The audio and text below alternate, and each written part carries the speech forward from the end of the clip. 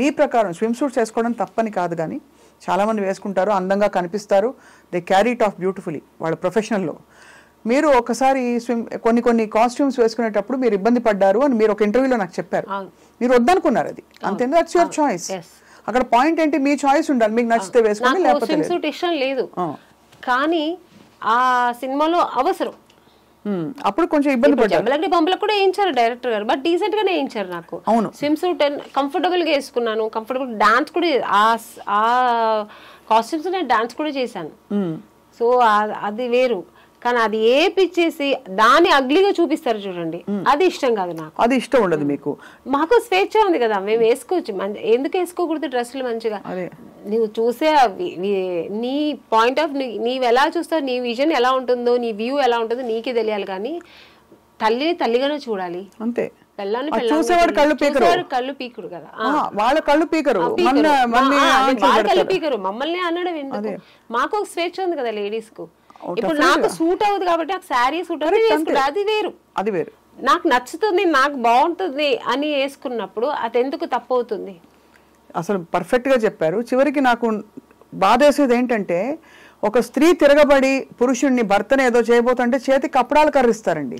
మంచి powerful weapon ఏదైనా ఇవ్వచ్చు, గన్ను లేకపోతే మంచి AK-47 ఇవ్వచ్చు కదా, అప్పడాల కర్ర, గరిట, అట్ల కాడ ఇవే ఇస్తారు. అంటే అలా స్టీరియోటైప్ లేదు లేండి, అలాగా చాలా మారిపోయింది. మన లేడీస్ కూడా మన నారీ లాగే సినిమాలో ఎట్లా నారీ ఉందో అలాగే మారిపోయారు చాలా వరకు. బట్ ఈ సినిమా అయితే ఇంకా ప్లస్ అవుతుంది.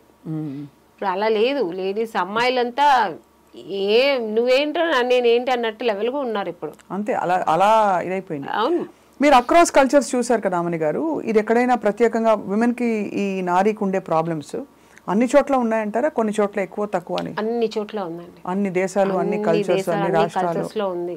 ఇక్కడ మీరు తమిళ అయితే నేను చెప్పలేనండి, అది ఎప్పుడు కొంచెం అది వేరు అనుకోండి. మన ఇండియాలో మన ఒక మన ఇండియా అనే ఒక సరౌండింగ్ లో అయితే మాత్రం ఇది ఎక్కడైనా ఉంది.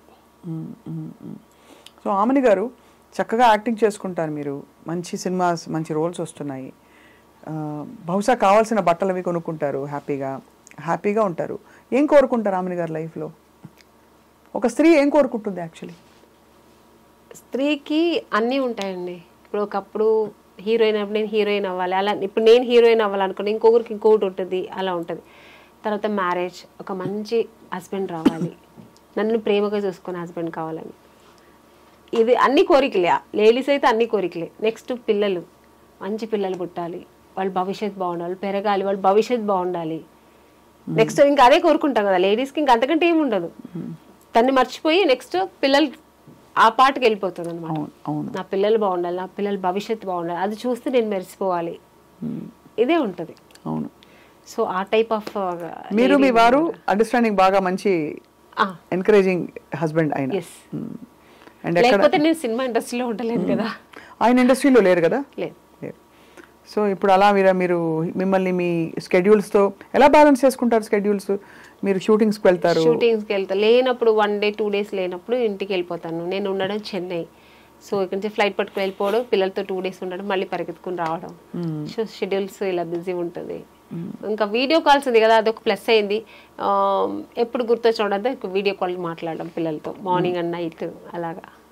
సో ఒకప్పుడైతే వీడియో కాల్స్ లేదు, ఇంకా చాలా కొంచెం ఇబ్బంది అయ్యేది. ఇప్పుడు వీడియో కాల్స్ ఉంది కాబట్టి పిల్లలతో కొంచెం మాట్లాడితే ఏదో దగ్గరుండి మాట్లాడినంత ఒక ఫీలింగ్ ఉంటుంది, పిల్లల మొహం చూస్తాం.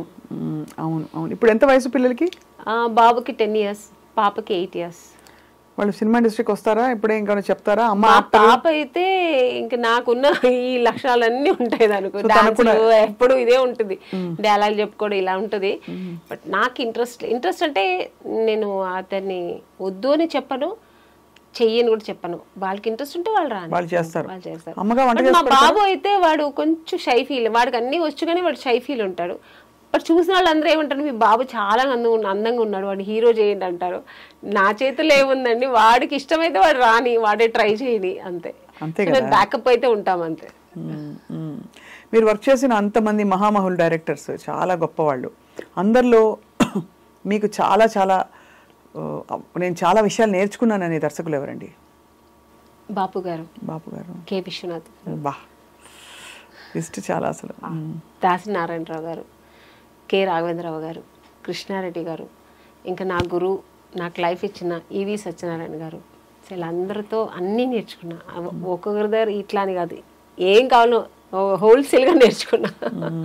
నాకు ఫ్రీ స్కూల్ అనమాట అప్పుడు. అన్నీ అంటే ఆర్టిస్ట్ నటన ఒక్కటే కాదు, దానికి అవతల ఇంకా ఒక ఆర్టిస్ట్కి ఏమేమి లక్షణాలు ఉండాలి, ఏమి సిస్టమేటిక్, ఏమని చెప్పారు? సిస్టమేటిక్ గా ఉండాలి ఒకటి. అవును, స్కిన్ కేర్ ఇట్లాంటివన్నీ నేర్పించారు ఎవరైనా? స్కిన్ ఇలా చూసుకోవాలమ్మా, రెస్ట్ ఇలా తీసుకోవాలి.